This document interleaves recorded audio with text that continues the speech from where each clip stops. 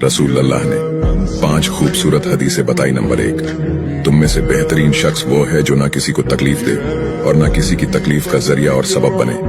Number 2, जो शख्स दिन में 10 मरतबा सूरतुल इखलास पढ़ेगा यानी कुल हु वल्लाहु अहद, ये पूरी सूरत पढ़ेगा, अल्लाह ताला जन्नत में उसके लिए महल बना देंगे। नंबर 3, जो शख्स हर फर्ज नमाज के बाद 1 मरतबा आयतुल कुर्सी पढ़ने का मामूल बनाएगा तो उसके और जन्नत के दरमियान सिर्फ मौत का फासला होगा, यानी वो शख्स मरते ही सीधा जन्नत में जाएगा।